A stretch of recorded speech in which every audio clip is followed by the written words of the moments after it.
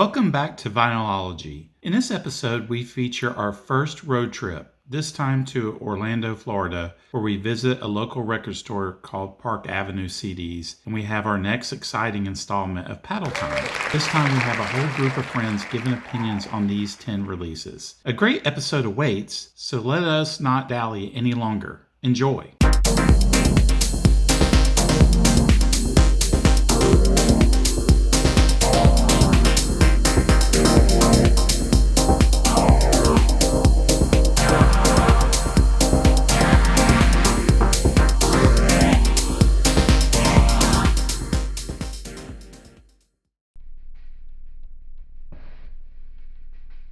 In the Mountain in the Cloud is the sixth studio album by Alaskan psychedelic rock band Portugal the Man. It was recorded over a period of 8 months and was produced by John Hill, the band's frontman John Gorley, and Casey Bates. The album was released in 2011 through Atlantic Records and is Portugal the Man's major label debut. Portugal the Man is an American rock band from Wasilla, Alaska, currently based in Portland, Oregon. The group consisted of John Gorley, Zach Carruthers, Ryan Neighbors, and Jason Seacrest. Gorley and Carruthers met and began playing music together in 2001 at Wasilla High School. The band's name is based on the idea of David Bowie's Bigger Than Life fame. They wanted the band to have a bigger than life feel, but did not want to name it after one of their members. Naming the band after a country seemed to fit the bill. Portugal ended up being the first country that came to mind. Portugal the Man was also originally going to be the name of a book that Gorley had planned to write about his father and his many adventures. After being signed to Atlantic Records in 2010, Portugal the Man started the writing and recording process for their new album, as the band had a more generous timeline than in the past, which ended up causing communication and writer block issues within the band. After several months of struggle, the record started to take shape, and the recording was finally wrapped up after 8 months. The album was promoted by the singles Got It All, This Can't Be Living Now, and So American. It received favorable reviews from music critics and charted in the United States, Austria, Germany, and Switzerland. In June 2011, the band released a short film entitled Sleep Forever via IFC. The film acted as an extended music video for the song Sleep Forever and Got It All, This Can't Be Living Now. The film depicted frontman John Gorley on a dog sled riding through the Alaskan wilderness. At one point, the dogs go missing and John runs off to look for them. He trips in the snow and his gun discharges and kills him. While lying in the snow, one of the missing dogs starts to eat John while he sings Got It All. During that song, the scene switches from the dog eating John and him singing in an igloo behind a fire. Then the camera sets on a mountainside with 3 strange lights and ends. All Your Light was featured in a 2015 Gatorade commercial featuring NBA player Jabari Parker. The song is also featured in Red Bull's 2015 BMX video Kaleidoscope featuring Red Bull sponsored athlete Chris Kyle. Most music critics praised the higher production values of the album compared to their previous prolific independent releases, and most also found this release to be more cohesive and even than what they released before. My copy is a 2011 United States original pressing on white vinyl. There are other black pressings available, and the white vinyl was also recently repressed in 2021.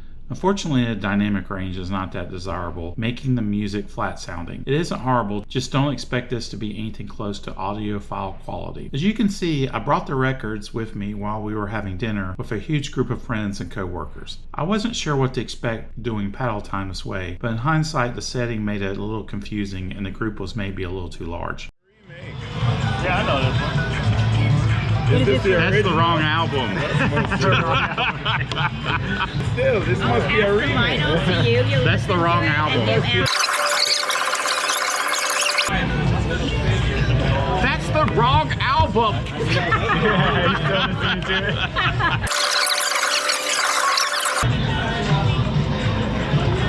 That's the wrong album. I like that song. Yeah. I know you would like that song.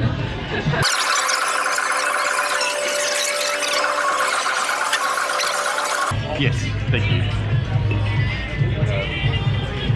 That is my all-time favorite album. So you know this? Yes!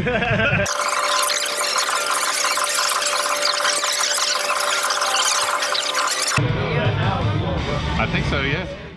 It was still a little bit interesting to see what the taste of everyone were. Participating in this was mainly Steve, Joey, V, Scott, Omar, Patrick, and Roger. I will show their grades with each release. This is a solid album with some noteworthy songs and just a few tracks being a little forgettable. Best songs to me are Got It All, This Can't Be Living Now, Head is a Flame, Cool With It, All Your Light, Times Like These, and Once Was One. The final track, Sleep Forever, is a great song too, with some orchestral touches that is almost Sgt. Pepper's Beatles-like. The entire album has a nice, consistent, unified sound to it. It does not have the unevenness of Portugal's previous records, maybe showing that the band has developed a more unified vision. I personally give it a 7. Hold Out is the 6th album by American singer-songwriter Jackson Browne, released in 1980. Although critically the album has not been as well received as other Browne recordings, it remains his only album to date to reach number 1 on the Billboard chart. The album reached multi-platinum status in 2001. The song of Missing Persons was written for Honora George, the daughter of Lowell George, formerly of the band Little Feat, a songwriting collaborator and longtime friend of Jackson Browne's who died a year prior to the release of Hold Out. The phrase of missing persons was derived from a line in a Little Feat song, Long Distance Love. The first 2 singles, Boulevard and That Lady Can Sing, have become staples of classic rock radio stations. Boulevard peaked at number 19 and spent 16 weeks on the U.S. chart, the 5th biggest hit of Browne's top 40 career. The song covers the topic of runaways that were ever present on Hollywood Boulevard. The song begins with and is structured around a loud electric guitar riff. The song was later used in a 1990 pilot for the TV series Beverly Hills 90210. The second single, That Girl Can Sing, peaked at number 22. The song starts with a haunting instrumental before his perceptive lyrics and vocals take charge, and the melody builds in intensity over the course of the song. Lyrically, the song expresses positive remembrance of a relationship with an ultimately elusive woman. The song has long been speculated to be about singer-songwriter Laura Nyro or pop singer Linda Ronstadt, but was actually inspired by sometime Browne backup singer Valerie Carter. After announcing Carter's death during a concert in 2017 in Hawaii, Browne played the song in tribute to her. Musically, the song is dominated by David Lindley's lap steel and Craig Dorge's keyboards. Lindley has stated that during the recording he was using a broken Fairchild limiter amplifier on its last legs. Hold On, Hold Out was released as the 3rd single from the album, but due to its slightly over 8-minute length, it was released as a specially priced 12-inch record instead of the traditional 7-inch 45. Asylum Records was hoping to repeat the 12-inch airplay success of the Load Out Stay medley from the previous album. However, the song only reached number 103 on the US chart. On the back of the album cover, the dedication reads, "This is for Lynn." Lynn Sweeney later became Jackson Browne's second wife. My vinyl copy is a 1980 Columbia Records specialty pressing. This has not been reissued since the early 1980s for some reason, I assume because it is so plentiful to acquire, but still is a little bit odd. Despite being Browne's only album to date to reach number 1 in the Billboard charts, it received poor critical reviews. Some critics called some of the tracks awkward or foolish. Most of the criticism seems to be regarding the lyrical content, in that the songs on this album have Browne speaking more from a personal tone and less philosophical. You're supposed to get to hold up the paddles. Can you hold up the paddle? I was right. You gotta play universal music. The group seemed to enjoy this a little less than the last album as shown by their scores. This seems to align perfectly with Browne's critical reviews on this album. Personally, I believe most of the criticism is unjust. Browne's sound had progressed from his early albums to using slicker 80s production, and critics and some fans basically hated the trend and wanted Browne to stay in his early glory days. Lead track Disco Apocalypse has been called a bad song by many, but I honestly don't get it. It isn't that bad. The song That Girl Can Sing is a masterpiece. I love the lap steel guitar hook and the meaningful lyrics. Again, Boulevard gets trashed by some, and admittedly is a straight-ahead generic rock number, but come on, this is actually a decent classic rock song with a great guitar riff. Other songs like Hold Out and Called Alone are also really good. I also really enjoy Rosemary Butler's background vocals on many of the songs. I must admit that I feel that when Browne tries to hit a high note, it just seems like he can't do it. And when he starts talking towards the latter part of Hold On, Hold Out, it is extremely cringeworthy and by far the worst track. So basically this album does have some misses, but it still mostly holds up. My personal score is a 7. 7 is the 7th studio album by American dream pop band Beach House, released in 2018 through Sub Pop. Regular groups, big groups, the Eagles, Journey. You never heard of Jackson Brown? You heard of Jackson Brown? Okay, well you're not gonna like because there was a bar called You Jackson. gotta play big So you hits. bringing these albums on your back? The fun is good. You gotta give me the hit song on the record. He's not cool, he's annoying. Alan, what's the hit I guess song we're on judging this the whole record? record. Beach House is an American musical duo formed in Baltimore, Maryland in 2004. The band consists of vocalist and keyboardist Victoria Legrand and keyboardist, guitarist, and backup vocalist Alex Scally. Unlike with their previous records, Beach House took their time with the recording process of 7. Instead of having one long studio sessions with pre-written material, they recorded when inspired by batches of songs, which resulted in 5 mini sessions over the course of 11 months throughout 2017. As opposed to the speedy process of previous efforts. All of the songs on the album began in the duo's home studio in Baltimore called Apple Orchard Studios and were finished at Carriage House in Stamford, Connecticut and Palmetto Studios in Los Angeles. The band stated that their goal throughout the recording process of the album was to create something fresh for them and not be imposed by limitations where they needed to be able to play the music in a live setting. As a result, there are some songs with no guitar and some without keyboard. They were letting their creativity instead of their instrumentation dictate the album's feel. The band also stated that 7 did not have a producer in the traditional sense, which let the ideas drive the creativity and not any one person's creative process. The album saw the group departing from longtime producer Chris Cody and instead collaborating with Peter Kimber, also known as Sonic Boom. Kimber was formerly a member of the band Spacemen 3. Thematically, 7 often deals with the beauty that arises in dealing with darkness and the empathy and love that grows from collective trauma. The band also cited the societal insanity during the years 2016 and 17 as a deep influence on the creation of the record, specifically the Me Too movement and women's issues. The twisted double edge of glamour, with its perils and perfect moments, were an endless source. The album's title itself simply represents it being the duo's 7th studio album, with the band saying they like the simplicity and also that the number 7 represents some interesting connections in numerology. 5 singles were released from the album: Lemon Glow, Dive, Dark Spring, Black Car, and Lose Your Smile. An animated album visualizer was uploaded to the band's YouTube channel upon the album's release, with each song being accompanied by psychedelic animations in black and white. 7 received acclaim from music critics who praised the adventurous nature of the record and the consistency of the band, with some calling it the duo's best album to date. Many noticed that the band seemed to be more creative and risk-averse than their previous efforts and found the music captivating and fresh. I have a 2018 Sub Pop vinyl pressing, which looks and sounds great, with a nice heavy gatefold jacket with a silver reflective cover. Note that the music is slightly compressed to put the 47 minutes of music on 2 sides of vinyl, which is probably one of the reasons the dynamic score is a little lower. It means it'll be more quiet than normal. There is also a limited edition yellow vinyl if you're interested in something more collectible. This is fairly inexpensive to get as of right now. The album got a very mixed reaction from the group, which is what I was expecting. To be frank, listening to the soft textures of dream pop in a setting like a busy restaurant was ridiculous. I really like dream pop, and so I find this hypnotic, chill-out music appealing. I appreciate that the band added elements of shoegaze and more electronic beats to their music, as well as the occasional breakout guitar. The best songs in my opinion are Pay No Mind, Lemon Glow, and L'inconnu, which means the unknown. Wow, I should have taken French in school. It seems like every episode has some French language reference in it so far. The vocals in Drunk in LA are amazing, and the change-up that happens in the second half of Dive is fantastic. I feel that the first side is slightly superior to the second, as the material seems to get weaker and weaker towards the end, but even the weakest songs are great, but when it does, it is really, really good. So it seems fitting that I would give an album titled 7 a personal score of 7.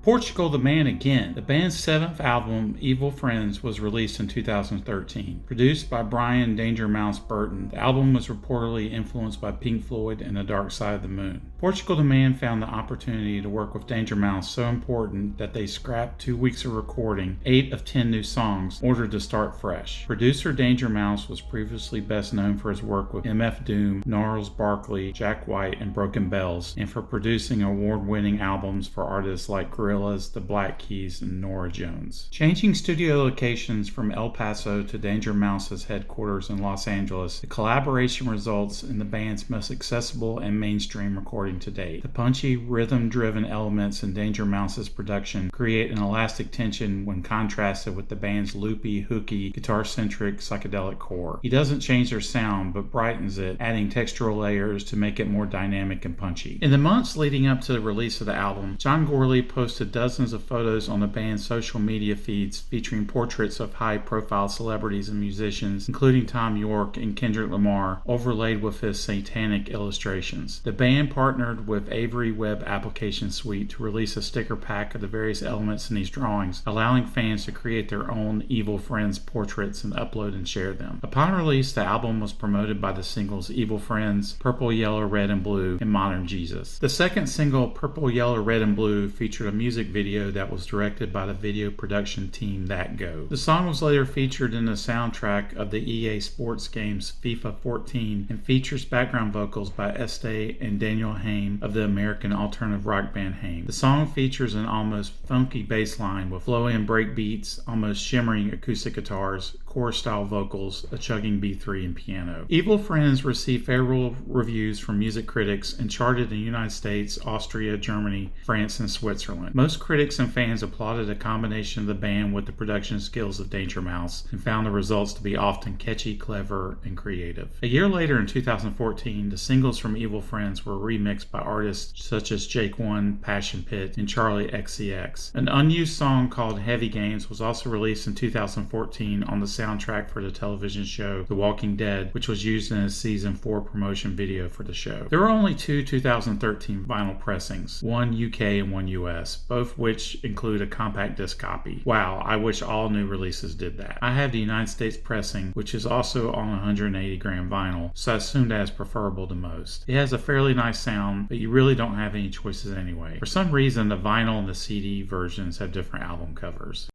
Again, it's Portugal the Man again. Evil Friends. Evil Friends. Evil Friends.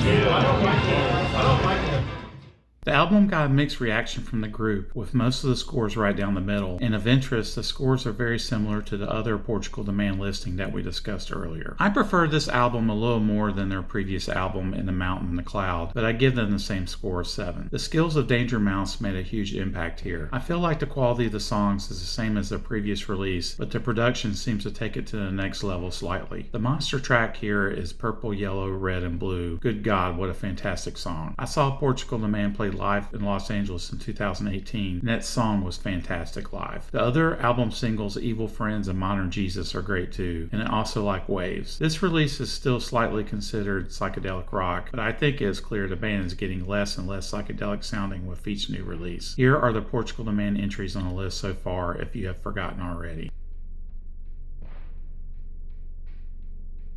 Crystal Castles is the debut studio album by Canadian electronic music duo Crystal Castles. At the time of its release, the group consisted of producer Ethan Cath and singer Alice Glass. The two first met each other in the summer of 2004 while doing community service at the Center for the Blind. They were both into noise music, especially the band AIDS Wolf, and formed Crystal Castles to produce a new style of noise that didn't involve using guitars, but rather used dance music elements and electronic keyboards. Cath gave Glass a CD of 25 instrumentals, and Glass chose to record vocals for 5 of them. Crystal Castles includes some of these demo recordings, as well as tracks newly recorded for the album. The content on the LP includes samples of tracks from acts such as Death from Above 1979, Grandmaster Flash and the Furious 5, Luciano Berio, Drinking Electricity, and Banshee. Some professional music journalists highlighted its random and unpredictable nature, as well as its unique style and sound. The band took their name from a line from the cartoon She-Ra, Princess of Power. The fate of the world is safe in Crystal Castles. Following a set of sold-out 7-inch single releases, the band became popular to an international level before the album's release. The album was then released in 2008 and sold well enough in the United States to make its way onto various Billboard charts, such as Independent Album album, top dance electronic albums, and top heat seekers. It also charted on Australia, France, Ireland, Scotland, and the United Kingdom. Kath described their musical style as AIDS Wolf got into a fight with New Order. In making their music, the duo mainly focused on how abrasive noise music was and wanted to evoke emotions from the listener, what they called annoying music. In order for the music to have elements of being annoying, Kath explained that he created many of the sounds by sampling textures by circuit bending on Atari 5200 console. The reasoning for this was that they had both hated video games and thought the idea of breaking apart old electronics and toys would produce the annoying sound effect that they were looking for. The use of these sounds led multiple journalists and bloggers to categorize the works of Crystal Castles under an 8-bit chiptune genre that the duo did not intend to be classified as. This classification was further affected by the coincidence of having their band name being the same as a 1983 arcade game by Atari named Crystal Castles, which featured a trackball and jump button for controls. The album's opener, Untrust Us, uses vocals from Death from Above's 1979's Dead Womb. The vocals are manipulated over a cyclical synth loop. The second song, Alice Practice, with its pulsing beeps over a catchy beat with an incomprehensible shrieked vocal, performed by the band on an episode of the British television series Skins.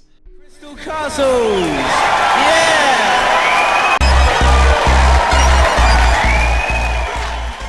The single had a picture of Madonna with a black eye by artist Trevor Brown, which caused some controversy. The band used the artwork without his permission until they bought that rights from him. The song CRIMEWAVE, another electro-clash-infused track, is a collaboration with American noise group Health that includes a set of rattling drum sounds. This song is interesting in that it acted as the debut singles for both bands, Crystal Castles and Health, and was featured in the first season episode of the television series Gossip Girl, and later in a 2016 video game Watch Dogs 2. The album's closing track, Tell Me What to Swallow, is a ballad that consists of an acoustic guitar and 40 vocal layers sung by Glass. The album received numerous critical accolades, including being on best of lists from NME, Complex, Pitchfork, and Consequence of Sound. Many reviewers complimented the band on their fresh use of technology, and many also complimented the dynamic, sometimes sarcastic, sometimes almost violent, heavy manipulated vocal stylings of Glass. There is not a happy ending for the band in that the pair did not stay together, with Alice Glass leaving Kath in 2014 and later in 2017 filing a lawsuit against her former partner claiming sexual, mental, and physical abuse, apparently still under investigation, and supposedly involves multiple underage women. The band is still together with a new vocalist. This is not an easy vinyl to find. I ordered mine from a Canadian record dealer, and he ridiculously shipped it in a bubble wrap mailer in between two pieces of cardboard. It arrived really screwed up, of course, and the guy expected me to file a postal service claim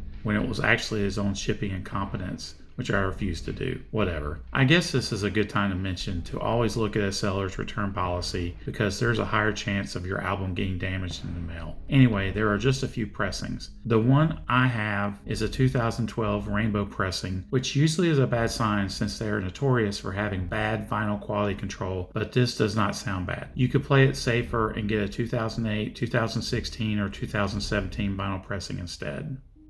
Crystal Castle. Omar's not gonna like this one. It's like the first techno band ever. I was expecting a very confused reaction from the group for this album, and that is exactly what happened. I don't think many of them have ever heard music like this before. Apparently, this was a popular album temporarily embraced by hipsters upon release, but has since been sort of forgotten. It basically sounds like a manipulated video game soundtrack almost, with occasional vocals that are either nice and soft or almost screaming, with nothing in between. My favorite tracks are the songs Untrust Us, CRIMEWAVE, as well as Alice Practice, Air War, and Good Time. The album does tend to get tiresome by the end, especially in small doses. It is at both times refreshing and interesting. My personal grade is a 7, and it is the only Crystal Castles album on the list.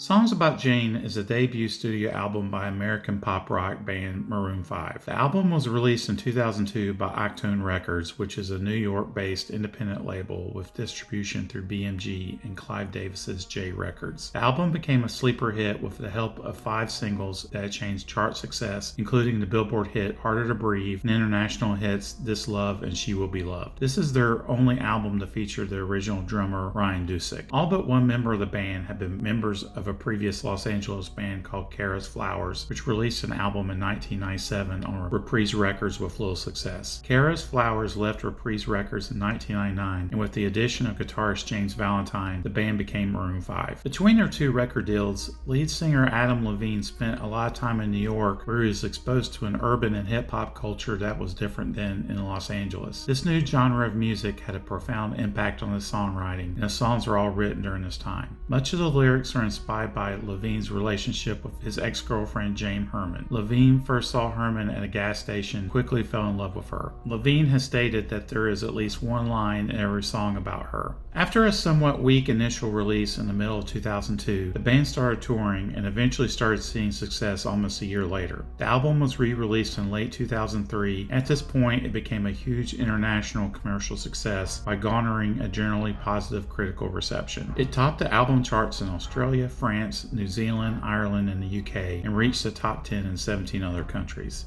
At the end of 2004, the album also reached the top 10 of the United States Billboard 200 chart and has since sold over 10 million copies worldwide. After constant touring, 3 years after initial release, the band received a Grammy for Best New Artist. The first single, Harder to Breathe, describes the band's frustration with their label, Octone Records, during the making of the album. The band thought that they had enough material for a release, but when the label told them to keep writing, Levine wrote this song in frustration at the pressure. The song was featured in the television shows One Tree Hill, ER, Third Watch, Birds of Prey, Mrs. Match, So You Think You Can Dance, and Laguna Beach, 2004 film Mindhunters, and has also appeared on the video games Rocksmith, Band Hero, and Band Fuse Rock Legends.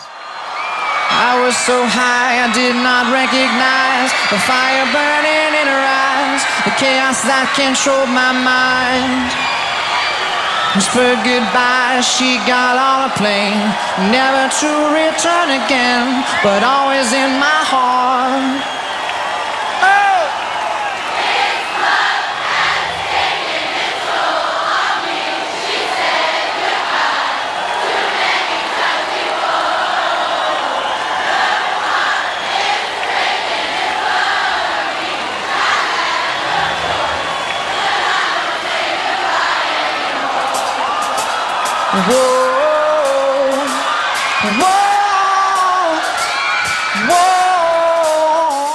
The second single from the album, This Love, was influenced by Stevie Wonder and was written the day Herman moved away after her and Levine's breakup, and had extremely erotic lyrics meant to create a reaction with Herman, such as Keep Her Coming Every Night and Sinking My Fingertips Into Every Inch of You. The song won the band their first Grammy Award for Best Pop Performance at the 2006 Grammy Awards. The single's accompanying music video proved to be popular as well, but had to be edited from its original version to avoid being banned by MTV, due to extended intimate scenes between Levine and his then girlfriend, model Kelly McKee. A version of the video where a stream of computer-generated flowers obscures the screen further was also created. This Love was featured on the 2004 film White Chicks and the television series Beat Shazam. The song also appeared as a track in the Nintendo DS video game Guitar Hero on Tour, as well as Guitar Hero 5. The third single, She Will Be Loved, also reached similar chart success. After first filming a scrap music video, the second filmed video tells a sad love story. It features the late Kelly Preston as a lovelorn socialite and her rich, deadbeat, abusive husband, played by John Colton, whose relationship is juxtaposed with that of their daughter's relationship with a young man portrayed by Adam Levine.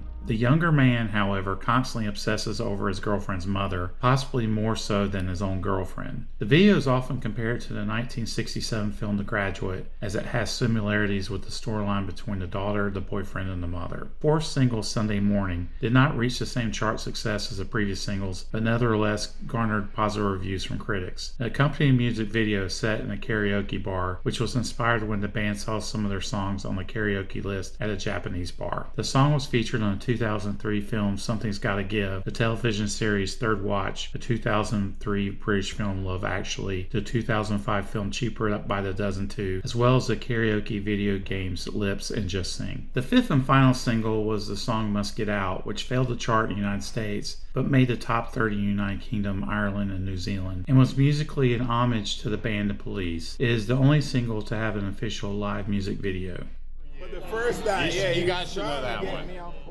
The album was generally well received by most music critics, with most praising the album for its white soul stylings, groovy and bluesy tunes, and vocals. The Paddle Time group also really liked it too, which highlights its commercial appeal. My copy is a 2016 reissue, which sounds really nice actually. There have been multiple pressings over the years in various colors and formats, and I personally feel like they are all basically the same. There are some 2 LP pressings that have extra songs on the second vinyl, like demos and remixes. I also have this on CD, and I also have the 12203 acoustic EP on CD, which reached US Gold certification on its own and has live versions of the hit songs and a kind of pitchy cover of the Beatles' If I Fell. Also, to my amusement, there is also a live version of Highway to Hell with Adam Levine on drums. I am fairly confident that Bon Scott would not have approved. This is indeed a very pleasing pop rock album. The best songs are the hit singles Harder to Breathe, This Love, and especially She Will Be Loved, but the rest of the songs are not bad. I can understand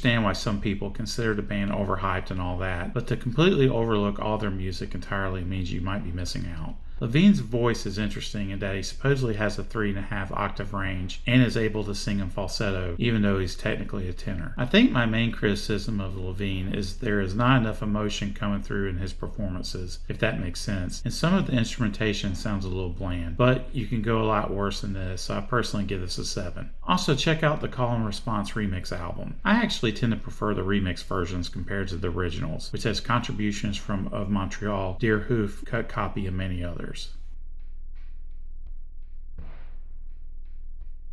Wild and Peaceful is the 4th studio album by the funk band Kool and the Gang and is their commercial breakthrough album. It was released in 1973 and was hugely successful on the Billboard R&B chart, reaching number 6 and charting for 36 weeks. It also reached number 33 on the pop charts, making it the band's first entry into that chart's top 40. Kool and the Gang is an American band formed in Jersey City, New Jersey in 1964 by brothers Robert Kool Bell and Ronald Bell, Dennis T.D. Thomas, Robert Spike Mickens, Charles Smith, George Brown, and Ricky West. They have undergone numerous changes in personnel and have explored many musical styles throughout their history, including jazz, soul, funk, rock, and pop music. After settling on the name Kool and the Gang following several changes, the group signed to D-Light Records and released their debut album in 1969. Wild and Peaceful was the band's first taste of success, which contained the U.S. top 10 singles Jungle Boogie and Hollywood Swinging, as well as the top 40 single Funky Stuff. The first 2 singles both sold over 1 million copies, and the album itself was also certified gold. All 3 hits were inspired by Mangou Dibango's Soul Mikasa and were recorded in one night at a studio in Midtown Manhattan. The title cut flashbacks to their pre-recording jazz days when they dazzled New Jersey fans with their playing skills. Jungle Boogie reached number 4 as a single and became very popular in nightclubs. The song's spoken main vocal was performed by the band's roadie Don Boyce. The song is noted for its Tarzan yell heard at the song's end and a grunting, panting, and scatting heard throughout. The song has been sampled in many other songs and used in movies, sporting events, and television shows numerous times. Hollywood Swinging was the group's first number 1 R&B single, reaching that position in June 1974. In a 2015 interview, Niles Rodgers stated that Chic's 1979 song Good Times was partly inspired by Hollywood Swinging. Rodgers also stated that he is a cousin of trumpet player Robert Spike Mickens. After the success of Wild and Peaceful, Kool and the Gang subsequently entered a period of decline before they reached a second commercial peak between 1979 and 1986, following their addition of singer James J.T. Taylor to the lineup. Their hit singles during this period included Ladies' Night, the U.S. number 1 Celebration, Get Down On It, Joanna, Misled, and Cherish. Over their long career, Kool and the Gang have won numerous awards, including 2 Grammy Awards, 7 American Music Awards, and in 2006, a Music Business Association Chairman's Award for Artistic Achievement. The band has been inducted into the New Jersey Hall of Fame, received the Soul Train Legend Award, and a star on the Hollywood Walk of Fame. Their discography includes 23 studio albums and almost 70 singles, and they have sold 70 million albums worldwide. The band continues to perform.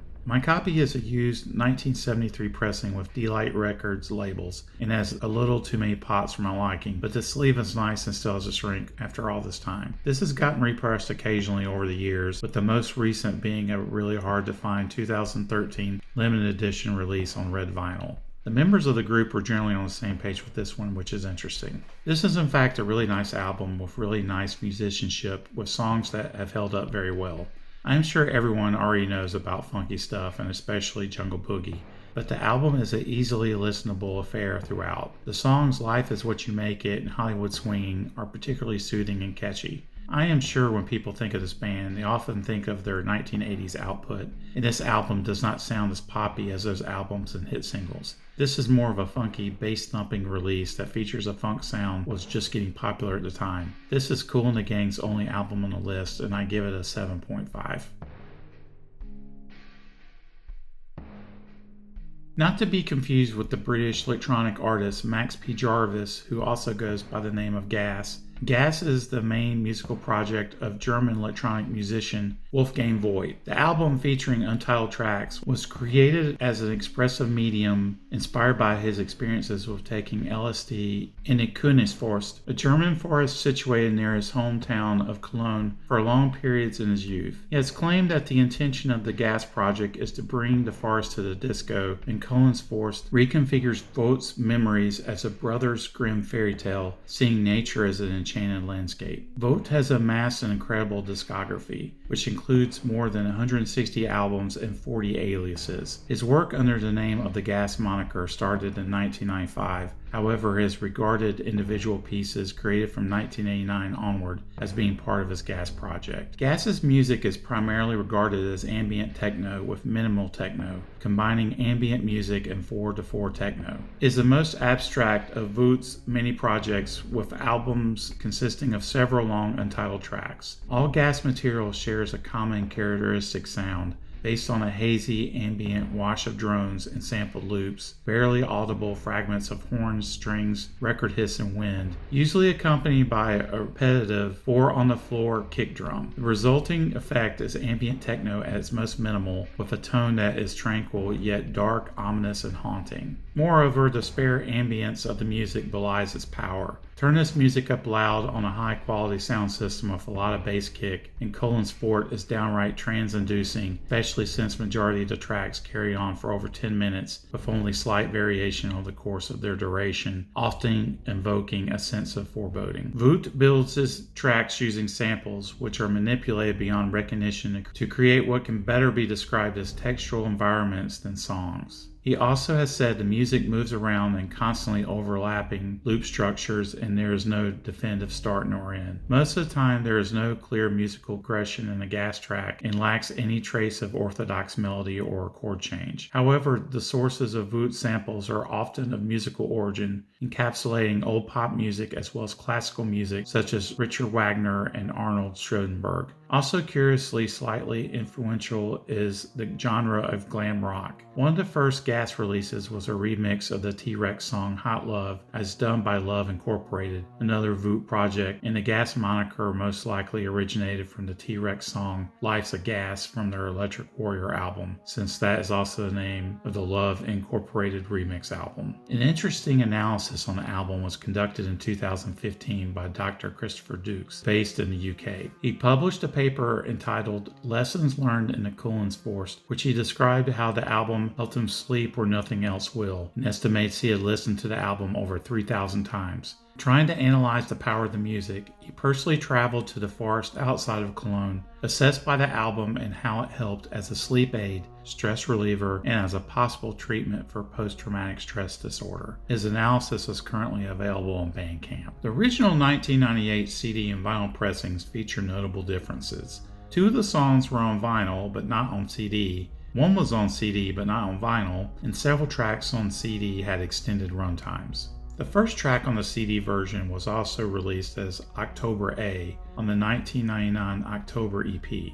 In 2016, the first 4 Gas releases were compiled as a 10 LP box set called Box, which included the same track listing on both vinyl and CD formats. This time, Colin's Fort is on 3 LPs, has the extended tracks in October A, which was previously only available on CD, has a 1998 CD running order, and also includes the 2 1998 vinyl-only tracks, all put together for the first time. In 2019, the albums that were in the box set were individually released as separate albums. This 2019 release is the definitive, most complete version of the Colin's Forest album, and this repressing is a version that I have. Packaging with a single jacket and a cheap black inner sleeves is hideous, but it comes with a download card. Besides all the tracks being untitled, the record labels do not indicate a side, so it can be very confusing. A tip from me is you can instead closely examine the runout groove, which is labeled A, B, C, etc. in the dead wax. This is not easy to acquire either, especially in the United States. You guys are going like, what the hell is this one? And he's filling them.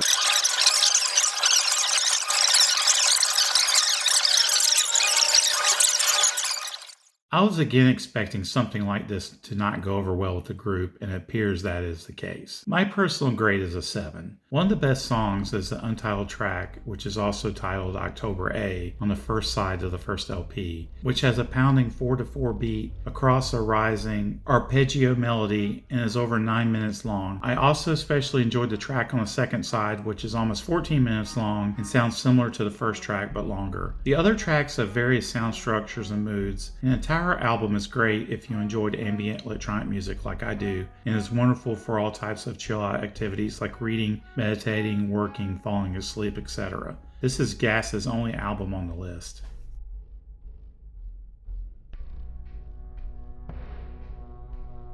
While I was in Orlando, I stopped by the Park Avenue CD's record store on Careen Drive. This store has been around since 1984 and had a great selection of used and new vinyl as well as other formats. Apparently they sell turntables and replacement needles as well as other novelty items. I ended up spending over an hour there and got about 9 records and would highly recommend this place. It was honestly one of the best record stores I have ever visited. The store has very fair and reasonable pricing and is very organized. Macy greeted me upon entering and chatted with me about my Los Angeles Observatory t-shirt, and she seemed very nice and very cool. The thing that really stood out to me is that the used records all had a very helpful pressing and condition card that easily identified the specific pressing without having to guess. They also have a very clean and extremely informative website, and they even have an Apple and Google Play app. Again, this is a great store and has the honor of getting a Vinylology grade of A. Definitely check it out if you are ever in the area or look at their online inventory. Thunder Lightning Strike is the debut studio album by the English band The Go Team. It was initially released on the Memphis Industries record label in 2004.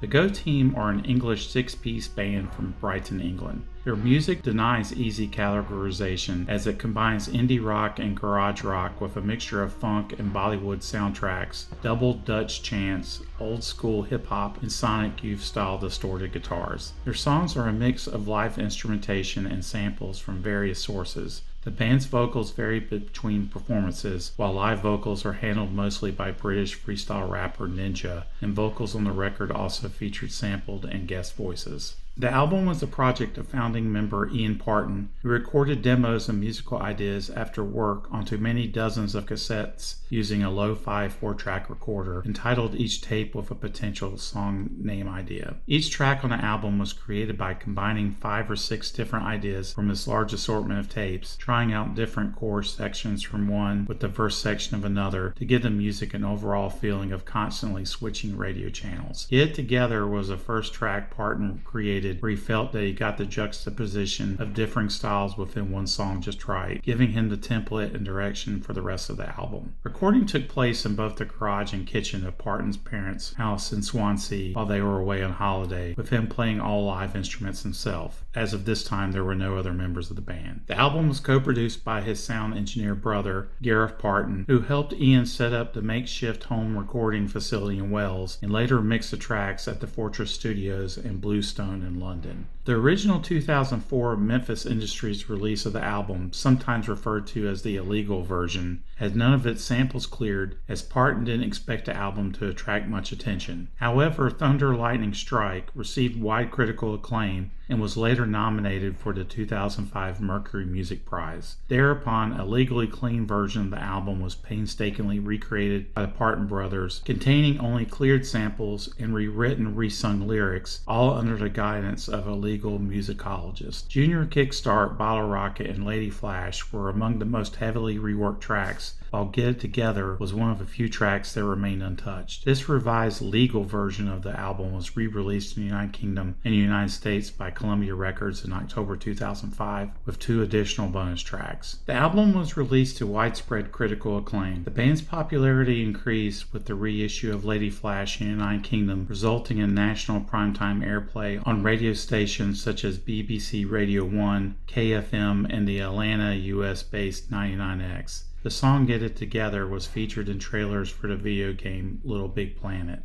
The track The Power Is On was included in the Pitchfork 500 Our Guide to the Greatest Songs from Punk to Present. The song was also featured in a 2010 commercial for the National Football League's Play 60 campaign featuring the Atlanta Falcons. Subsequent teams to film commercials with the song included the Chicago Bears and the Carolina Panthers. The song was also used on the soundtrack for EA Sports' 2006 FIFA World Cup Germany's video game. It also can be heard in the Elliot Page film Whip It, but was not included on the film's soundtrack. The song has also been featured in promotional materials for the G4 series Jump City Seattle and American Ninja Warrior. My copy is the 2016 limited edition 180-gram Record Store Day release on really cool looking yellow and red swirled vinyl with only 2,000 copies being pressed. This is the legal version, of course, and like all the legal versions, it has 2 extra songs on it, which are We Just Won't Be Defeated and Huddle Formation, which is really nice. This sounds fantastic and I absolutely have no complaints. There are other more recent repressings in various colors, so I'm sure they are good too. Again, the group was generally not too happy with this, which is a little bit surprising to me since I think this is more musical than Gas or Crystal Castles. Being a child in the 1980s, this album does sound like the theme songs to Saturday morning cartoons and shows from that era. It's full of fun and energy with its furious up-tempo beats provided by 2 different drummers, occasional cheerleader squad chants, occasional rapping from Ninja, and it sounds like something that you would put on to liven up the mood and a great party record. The overall sound is fresh sounding and interesting, and I completely recommend this. To me, the best songs are Lady Flash, The Power Is On, We Just Won't Be Defeated, and the awesome Get It Together with its fantastic record scratching. Personally, I think it is a great album, but I would refrain from calling this a masterpiece, whereas the second side is weaker than the first. It is the Go Team's only album on the list, and I give it a personal score of 7. Free For All is the second studio album by American hard rock musician Ted Nugent. The album was released in 1976 by Epic Records. It was his first album to go platinum and has since become double platinum for selling over 2 million copies in the United States. Ted Nugent is an American singer, songwriter, guitarist, and activist. He initially gained fame as a lead guitarist and occasional lead vocalist of the Amboy Dukes, a band formed in 1963 that played psychedelic rock and hard rock. After dissolving the band in 1975, he immediately embarked on a solo career with Rob Grange, the bass player in the Amboy Dukes. Also known as the Motor City Madman for his Detroit, Michigan origins, Nugent is known for his Gibson Birdland guitar, bluesy and frenzy guitar playing, and his energetic live shows. Despite possessing a distinctive, wide-ranging singing voice, Nugent recorded and toured with other singers during most of his early solo career, including Derek St. Holmes, Brian Howe, and Meatloaf, only taking on full vocal duties later on. Later in the late 1980s and early 1990s, he was part of the supergroup Damn Yankees. As the recording for Free For All commenced, rhythm guitarist and lead vocalist Derek St. Holmes left the band, citing growing personal and creative conflicts with Nugent. 2 solid years of living together on the road had taken its toll on their relationship. Additionally, St. Holmes was unhappy with Tom Werman's production, saying that the producer was watering down the band's sound. St. Holmes, who also sang lead vocals on several songs on this album, returned to the group after Free For All's release and performed on the subsequent tour when band management asked him to return at the request of Epic Records. A full year before his album Bad Outta Hell brought him international success, Vocalist Meat Loaf was brought in by producer Tom Warman to also sing on the album while St. Holmes had left. Meat Loaf was paid the sum of $1,000 for his contributions to the album, which included crafting his vocal arrangements in 2 days of recording sessions. He says that after he agreed to do the album, he was sent a lyric sheet containing just the words with no arrangements. Having no idea what the songs were going to sound like, he nonetheless created the vocal arrangements for the songs that he recorded and performed. In later years, Nugent had drawn attention for his outspoken conservative political views, as well as advocacy of hunting and gun ownership rights. He is a board member of the National Rifle Association and a strong supporter of the Republican Party. He has made a number of controversial and threatening statements against advocates of gun control. In one case, the Secret Service investigated him based on comments he made about President Barack Obama. Critics found this album to not be as consistent as Nugent's first album, blaming the departure of St. Holmes during recording, which was strengthened and released as evidenced by St. Holmes' vocals on outtakes that seemed superior to Meat Loaf's contributions. However, most still enjoyed the total rock and roll onslaught and thought it was a decent follow-up regardless. Free For All solidified Ted's commercial success, reaching the top 25. The only single release was the song Dog Eat Dog, which barely broke the US Billboard Top 100.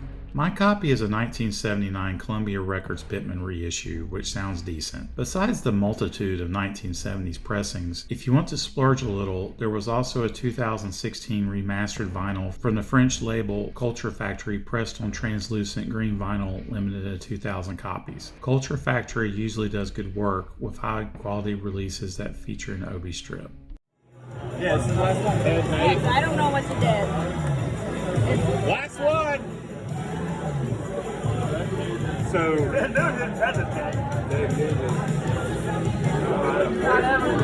got 3 for the album. This is the 4th album. no, that's I ain't gonna listen to that one. Which album is it? Free For All. Free For All. Here you go.